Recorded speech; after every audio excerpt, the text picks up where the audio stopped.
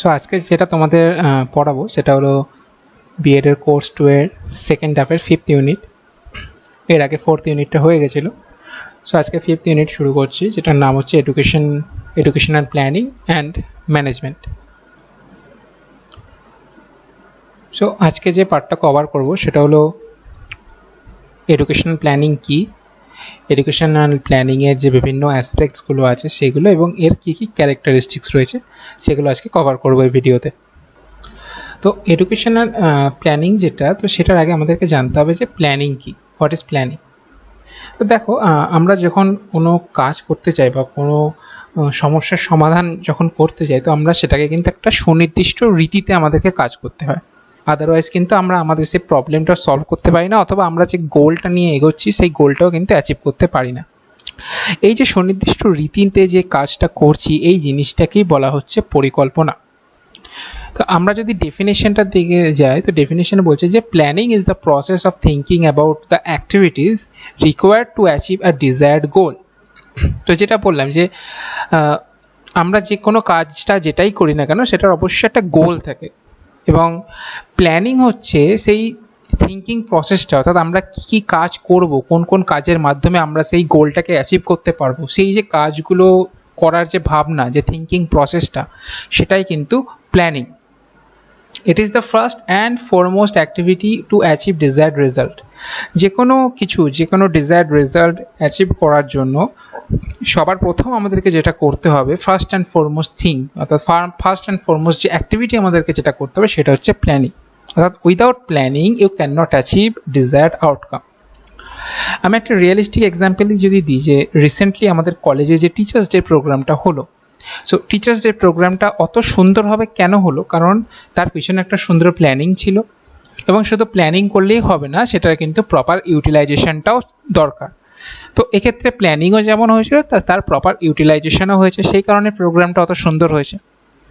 তো এখানে যে প্ল্যানিংটা, এইটা কিন্তু ফার্স্ট অ্যান্ড ফরমোস্ট থিং, অর্থাৎ সবার প্রথম এই প্রোগ্রামটা শুরুই হয়েছিল একটা প্ল্যান নিয়ে। তারপর সেই প্ল্যান করার পর সেইটাকে ফলো আপ করে সেটারই প্রপার ইউটিলাইজেশন করার পরই অত সুন্দর প্রোগ্রামটা আমরা দেখতে পাই। তো দেখো, সেকেন্ড আর একটা বলছে যে it has an inextricable connection with production, distribution and consumption. So এই তিনটে হচ্ছে খুব important element, production, distribution and consumption. তুমি যে কোনো সিস্টেম, যে কোনো ইকোসিস্টেমই যদি আমরা অ্যানালাইজ করি না কেন, সেটা একটা প্রোডাকশন ইউনিট থাকে, ডিস্ট্রিবিউশন ইউনিট থাকে, এবং সেটার একটা কনজিউমার থাকে যারা সেটাকে কনজাম করে। তো এটা একটা লার্জ স্কেলে এই প্রসেসটা চলে, এবং এই তিনটে জিনিসের সাথেই কি না, আমাদের প্ল্যানিং কিন্তু ইনএক্সট্রিকেবলি কানেক্টেড আছে, অর্থাৎ ওতপ্রোতভাবে জড়িত আছে।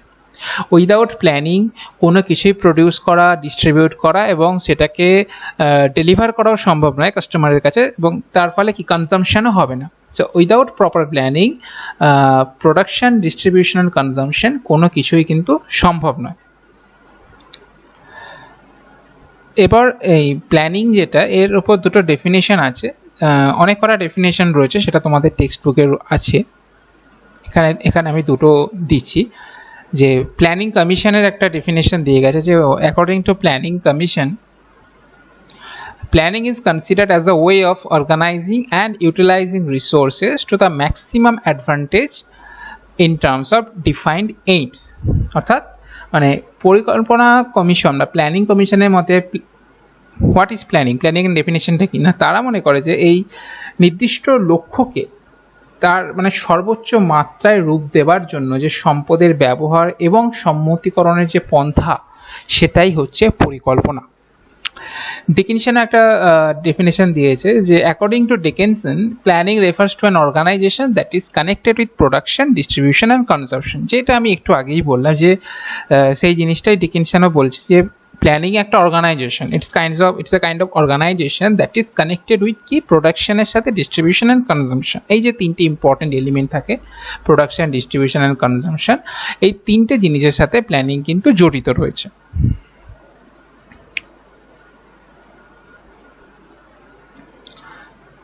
তাহলে এতক্ষণ যেটা আমরা আলোচনা করলাম সেটা হচ্ছে প্ল্যানিং কি। এবার যেটা মেন টপিক, সেটা হচ্ছে আমাদের এডুকেশনাল প্ল্যানিং। তাহলে দেখো, educational planning is all about identifying, developing and implementing the strategies that are design to fulfil the educational goals and needs of the students and society. অর্থাৎ educational planning মানে কি না, identify করা, develop করা and implement করা সেই সমস্ত স্ট্র্যাটেজিসগুলো, সেই যে স্ট্র্যাটেজিসের দ্বারা আমরা যে এডুকেশনাল গোল এবং নিডস অফ দ্য স্টুডেন্টস এবং সোসাইটি এগুলোকে আমরা ফুলফিল করতে পারবো। অর্থাৎ শিক্ষার গুণগত মানোন্নয়নের জন্য যে সমস্ত স্ট্র্যাটেজিসগুলোকে আমরা বানাচ্ছি সেইগুলোর ইমপ্লিমেন্টেশন, ডেভেলপমেন্ট এবং আইডেন্টিফিকেশন, এই তিনটে জিনিসই কিন্তু এডুকেশনাল প্ল্যানিংয়ের আন্ডারে আসছে। অর্থাৎ প্ল্যানিংয়ের সংজ্ঞাতে যেটা পড়লাম যে প্ল্যানিং কি না, যে কোনো গোল বা টার্গেটকে অ্যাচিভ করার জন্য যে ফার্স্ট অ্যান্ড ফরমোস্ট যে অ্যাক্টিভিটিসটা হয় সেটাই হচ্ছে planning. But educational planning it is not all about identifying and developing strategies. It is also implementing those strategies. ঠিক আছে, শুধুমাত্র আইডেন্টিফাই করলাম এবং ডেভেলপ করলাম সেটা করলে হবে না, সেটার যেন প্রপার ইমপ্লিমেন্টেশনও হয়, সেটা এডুকেশনাল প্ল্যানিংয়ে হাইলাইট করে বলা রয়েছে। এবং এ বিষয়ে জেপি নায়েকও একটা কথা বলে গেছে, সেটা আমি এরপরে আসছি। জেপি নায়েক কি বলেছে? According to JP Nayak, educational planning is not all about making and identifying strategies. Utilization of those strategies is equally important. মানে শুধুমাত্র স্ট্র্যাটেজিস বানালাম, স্ট্র্যাটেজিস তৈরি করলাম এবং সেটা আইডেন্টিফাই করলাম, সেটা করলে হবে না। ইউটিলাইজেশন অর্থাৎ ইমপ্লিমেন্টেশন অফ দোজ স্ট্র্যাটেজি, সেটাও কিন্তু ইকুয়ালি ইম্পর্টেন্ট। এবং তার মতে, জেপি নায়কের মতে কিছু অ্যাসপেক্টস রয়েছে, there are certain aspects that come under the hood of educational planning. This are as follows, মানে এডুকেশনাল প্ল্যানিংয়ের আন্ডারে মানে মধ্যে কিছু তার দিক রয়েছে যেগুলো তিনি বলে গেছেন। সেগুলো কী কী না, এটা বইতেই আছে। যেমন শিক্ষায় সর্বজনীনতা, নিরক্ষরতা দূরীকরণ, মাধ্যমিক শিক্ষায় বৃত্তিমূলক শিক্ষা, প্রযুক্তি ও প্রথাগত শিক্ষার জন্য যত পরিকল্পনা, নারী শিক্ষা, শিক্ষক শিক্ষণ, বয়স্ক শিক্ষা, নতুন শিক্ষা পদ্ধতি এবং উচ্চশিক্ষা। তো তার মতে এই যে এডুকেশনাল প্ল্যানিং যেটাই করা হচ্ছে তার এই 9টা অ্যাসপেক্ট রয়েছে। তো এরপর যেটা আমরা পড়বো সেটা হচ্ছে ক্যারেক্টারিস্টিক্স অফ এডুকেশনাল প্ল্যানিং, যেটা ইম্পর্টেন্ট। তো অনেক কটা ক্যারেক্টারিস্টিক রয়েছে, বৈশিষ্ট্য রয়েছে শিক্ষাগত যে শিক্ষা বিষয়ক পরিকল্পনার, বাট এখানে আমি 11টা পয়েন্ট নিয়ে আলোচনা করব। ফার্স্ট যেটা রয়েছে সেটা হচ্ছে অবজেক্টিভিটি। অবজেক্টিভিটি মিনস সেটাকে, অর্থাৎ এই যে এডুকেশনাল প্ল্যানিং এটাকে কিন্তু উদ্দেশ্যমুখী হতে হবে। কোনো যদি প্রপার উদ্দেশ্য বা না থাকে, কোনো স্পষ্ট এবং সঠিক যদি না হয় উদ্দেশ্যটা, তাহলে কিন্তু সেটার প্ল্যান, অর্থাৎ সেটার ওপর বেস করে কিন্তু কোনো রকম প্ল্যান করা সম্ভব নয়। তাই এডুকেশনাল প্ল্যানিং যেটা হবে সেটার অবশ্যই একটা উদ্দেশ্য থাকতে হবে, সেই উদ্দেশ্যটাকে ঘিরেই প্ল্যানটা করতে হবে। তাই এর ফার্স্ট যে অ্যান্ড ফরমোস্ট যে বৈশিষ্ট্য, দ্যাট ইজ অবজেক্টিভিটি, অর্থাৎ ইট must have A clear objective. Second, logical. শুধুমাত্র যে উদ্দেশ্যমুখী হলে হবে না, এটাকে কিন্তু যুক্তিধর্মী হতে হবে, অর্থাৎ এটার একটা বাস্তব রূপ যদি আমরা এটাকে দিতে চাই এই যে প্ল্যানিং জিনিসটাকে, তাহলে কিন্তু এটাকে যুক্তিসঙ্গত হওয়া প্রয়োজন। Without any logic you can not make it realistic or you can not utilise it in the realistic world. It must have a proper logic, একটা লজিক থাকতেই হবে, যেটার সেকেন্ড বৈশিষ্ট্য। থার্ড কি, সিম্পলিসিটি। অর্থাৎ যে প্ল্যানিং যেটাই করা হোক না কেন, সেটা যদি খুবই একটা কমপ্লিকেটেড হয়ে যায় তাহলে কিন্তু সেটার প্রপার ইউটিলাইজেশন সম্ভব নয়। তাই থার্ড যে এর ক্যারেক্টারিস্টিক সেটা হলো সারল্য বা সিম্পলিসিটি। শিক্ষা পরিকল্পনাকে যদি একটি সার্থক রূপ দিতে হয় তাহলে কিন্তু এটাকে মানে যথেষ্ট অ্যাজ সিম্পল অ্যাজ পসিবল, এটাকে কিন্তু যতটা সিম্পল রাখা যায় ততটা চেষ্টা করতে হবে। এবং যে ল্যাঙ্গুয়েজটাকেও কিন্তু সিম্পল রাখতে হবে, আদারওয়াইজ ইউটিলাইজেশনের ক্ষেত্রে কিন্তু নানান রকম প্রবলেম হতে পারে। তো থার্ড হলো সিম্পলিসিটি। ফোর্থ হলো ফিউচারিটি, অর্থাৎ ভবিষ্যৎমুখিতা। অর্থাৎ এই যে এডুকেশনাল প্ল্যানিং যেটা, অবশ্যই সেটা এমন একটা জিনিসকে দেখে করা হচ্ছে যেটা কিন্তু এখনো পর্যন্ত হয়নি, অর্থাৎ ভবিষ্যতের কথা ভেবেই কিন্তু এই প্ল্যানিংটা করা হচ্ছে। বর্তমানে অর্থাৎ এডুকেশনাল প্ল্যানিংয়ের তাদের যে ফোরমোস্ট অবজেক্টিভ থাকে সেটা হলো যে প্রবলেমগুলো রয়েছে শিক্ষার ক্ষেত্রে সেই প্রবলেমগুলো দূরীকরণ এবং তার যে ওভারঅল গুণগত মান রয়েছে সেটার ডেভেলপমেন্ট। তো এই ভবিষ্যতের কথা ভেবেই কিন্তু এই এডুকেশনাল প্ল্যানিংটা করা হয়। তাই এটাকে যেটা বলা হচ্ছে ফিউচারিটি অর্থাৎ ভবিষ্যৎমুখিতা। তো ফোর্থ যেটা পয়েন্ট হচ্ছে ফিউচারিটি অ্যান্ড তারপর হচ্ছে রিয়েলিটি। সো এটাকে দেখো, এটা শুধুমাত্র ভবিষ্যৎমুখী হলেই কিন্তু হবে না, এটাকে কিন্তু তার যে বর্তমানে সমাজ ব্যবস্থা রয়েছে বা যে আর্থিক ক্ষমতা রয়েছে এইগুলোর সঙ্গেও কিন্তু সামঞ্জস্যপূর্ণ হওয়া উচিত, অর্থাৎ এটার একটা রিয়েলিস্টিক অ্যাসপেক্টও থাকা উচিত। আমরা যে কোনো একটা প্ল্যান বানালাম এবং সেটাকেই ইনক্লুড করে দিলাম এডুকেশনাল প্ল্যানিংয়ের আন্ডারে, এইভাবে ভাবলে হবে না, সেটার যেন রিয়েলিস্টিক্যালি ইউটিলাইজেশন সম্ভব যাতে সেটার হয় সেই দিকটাকেও মাথায় রাখতে হবে। অর্থাৎ বাজেট, যে এডুকেশনের জন্য যে বাজেট সরকার সেট করে সেটার কথা মাথায় রাখতে হয়, এবং সোশ্যাল যে ইকোসিস্টেম রয়েছে সেই সোশ্যাল ইকোসিস্টেমের সাথে কতটা সেই জিনিসটা সামঞ্জস্যপূর্ণ হবে সেটার কথাও মাথায় রেখে কিন্তু প্ল্যান করতে হয়। সিক্সথ যে পয়েন্টটা রয়েছে সেটা হলো ক্রিয়েটিভিটি। এখন যে কোনো রকম সমস্যা সেটা দূরীকরণের জন্য অবশ্যই কিন্তু সেখানে একটু সৃজনশীল উপাদান থাকা দরকার, ক্রিয়েটিভ এলিমেন্টস। একটু যদি ক্রিয়েটিভিটি না থাকে তাহলে কিন্তু সেরকম ক্রিটিক্যাল প্রবলেমের সমাধান করা সম্ভব নয়। তাই এডুকেশনাল প্ল্যানিংয়ের আরেকটা বৈশিষ্ট্য হলো ক্রিয়েটিভিটি বা সৃজনধর্মিতা। সেভেন্থ হচ্ছে flexibility and precision. Seventh and eight point এটা ইন্টারকানেক্টেড আছে। তো ফ্লেক্সিবিলিটিটা আগে বলে নিই, অর্থাৎ নমনীয়তা। এখন দেখা গেল কোনো একটা পরিকল্পনা আমরা বানালাম, এডুকেশনাল প্ল্যানিং হলো, এখন এটা যে পুরোপুরি সঠিক হবে সেটা তো নয়।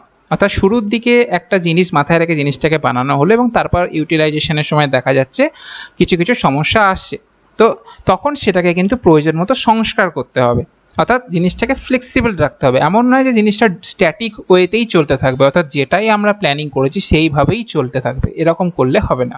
Educational planning must be flexible, এর মধ্যে ফ্লেক্সিবিলিটি বা নমনীয়তা থাকবে। কারণ যদি এর মধ্যে নমনীয়তা না থাকে তাহলে যে আসল যে উদ্দেশ্যটা নিয়ে প্ল্যানিংটা করা রয়েছে সেইটা কিন্তু অ্যাচিভ করা সম্ভব হবে না। তার সাথে যেটা থাকবে সেটা হচ্ছে প্রেসিশন মিনস এটাকে নির্ভুল হতে হবে। অর্থাৎ এটা এই কারণে ইন্টারকানেক্টেড যে কোনো প্ল্যানিং যখন করা হয় অবশ্যই সেটাকে নির্ভুল, নিখুঁত এবং সেটাকে যতই বানানোর চেষ্টা করা হয়। বাট প্লেটো যেটা বলে গেছিলো, এখানে একটা প্লেটনিক ভিউয়ের কথা আমরা যদি বলি, যে তিনি সবসময় বলতেন যে কোনো জিনিস যতক্ষণ সেটা আইডিয়াল স্টেটে রয়েছে ততক্ষণই সেটা নির্ভুল, সেটা যখন রিয়েলিস্টিক স্টেটে সেটাকে আমরা ইমপ্লিমেন্ট করতে যাব তার মধ্যে কিন্তু অনেক ভুল ধরা পড়বে। তো ইনিশিয়াল স্টেজে এডুকেশনাল প্ল্যানিং যখন বানানো হয় অবশ্যই সেটা একটা আইডিয়াল স্টেটে থাকে, কারণ সেটা সবার মাথা থেকে বেরোচ্ছে এবং সেইভাবে তারা বানাচ্ছে, সেটা ততক্ষণ পর্যন্ত কিন্তু ইউটিলাইজেশন বা ইমপ্লিমেন্টেশন হয় না। তাই এটা অবশ্যই আমাদেরকে যখন যারা প্ল্যানিং কমিশন থাকে তারা অবশ্যই চেষ্টা করে এটা যাতে প্রিসাইজ হয়, যাতে নির্ভুল হয়। বাট ওই যে বললাম, যখন এটা ইউটিলাইজেশন হবে তখন কিন্তু এটার মধ্যে নানান রকম প্রবলেম আসতেই পারে, কারণ অবশ্যই এটা ফিউচারিটি থাকে, এর মধ্যে একটা ভবিষ্যৎ জিনিসকে দেখে এটাকে বানানো হয়। এটা যখন ইউটিলাইজ হবে তখন কেউ জানতে পারবে না যে এই প্রবলেম হতে পারে। তো সেই কারণেই এটাকে ফ্লেক্সিবিলিটির মধ্যেও এটাকে রাখা হয়েছে, এটাকে ফ্লেক্সিবলও করা হয়েছে, যে যতই এটা প্রিসাইজ থাকুক, নির্ভুল থাকুক, বাট এটা যদি ইন ফিউচার ইউটিলাইজেশনের সময় যদি দেখা যায় যে না কিছু সমস্যা আসছে তখন সেগুলোকে, অর্থাৎ এই যখন প্ল্যানিংটাকে কিন্তু সংস্কারের ব্যবস্থাও করতে হবে। তাই এই প্রেসিশন অ্যান্ড ফ্লেক্সিবিলিটিটা কাইন্ডলি ইন্টারকানেক্টেড, এই দুটো পয়েন্ট স্লাইটলি ইন্টারকানেক্টেড। তো 9 নম্বর যেটা রয়েছে কোয়ালিটেটিভ ভ্যালু, অর্থাৎ গুণগত মান। অবশ্যই যে শিক্ষা যে পরিকল্পনা রয়েছে এটাকে কিন্তু গুণগত মানের সঙ্গে যুক্ত করতে হবে। মানে এটার একটা যদি গুণগত মান না থাকে তাহলে কিন্তু আলটিমেটলি যে আমাদের যে গোলটা থাকবে সেটা কিন্তু অ্যাচিভ করা সম্ভব হবে না। 10 নম্বর যেটা হচ্ছে ডিউরেশন, অর্থাৎ এই যে শিক্ষা পরিকল্পনা এটা কিন্তু এর ডিউরেশন ডাইনামিক, অর্থাৎ এটা কখনো স্বল্প হতে পারে, এটা দীর্ঘমেয়াদী হতে পারে, বা এটা মাঝারি হতে পারে, যে কোনো ধরনের কিন্তু এই এডুকেশনাল প্ল্যানিং হতে পারে। 11th পয়েন্ট যেটা সেটা হলো সোশ্যাল নিডস, অর্থাৎ সামাজিক চাহিদার দিকে লক্ষ্য রেখে কিন্তু শিক্ষা পরিকল্পনাকে বানাতে হবে। যেটা শুরুতে শিক্ষা পরিকল্পনা ডেফিনেশনেও বলা হয়েছে, যে আমি যদি আরেকবার যাই ডেফিনেশনটাতে,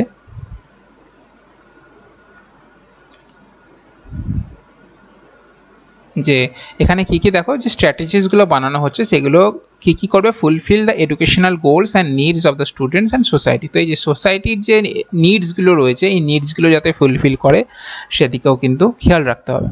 তাই এটা 11th পয়েন্ট হচ্ছে সোশ্যাল নিডস। ওকে, তো আজকে এটুকুই থাক, যে আজকে এডুকেশনাল প্ল্যানিং কি, এডুকেশনাল প্ল্যানিংয়ের যে অ্যাসপেক্টসগুলো এবং এডুকেশনাল প্ল্যানিংয়ের ক্যারেক্টারিস্টিক্স। এর পরের দিন আমরা যেটা পড়বো সেটা হলো the importance of educational planning. তো এই ভিডিওটা আমি এখানে শেষ করলাম। যদি এইটুকু কন্টেন্টের মধ্যে থেকে তোমাদের কোনো রকম ডাউট থাকে তো তোমরা হোয়াটসঅ্যাপ গ্রুপে জিজ্ঞেস করতে পারো। ওকে, থ্যাংক ইউ।